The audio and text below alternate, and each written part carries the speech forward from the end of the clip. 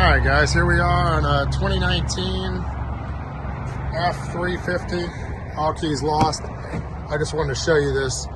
These vehicles are coming out of Canada. As you can see, this is the third one I've done that has had some type of makeshift OBD kit. So this is not your OBD plug, not your OEM. This is your OEM here with your gateway. And I had comms issues. That's OEM right here. So this normally is up like this. So just be mindful. These vehicles are rolling in out of Canada. If you don't get comms, don't plug into this one. Plug into this one right here. There's food for thought. Thanks, guys.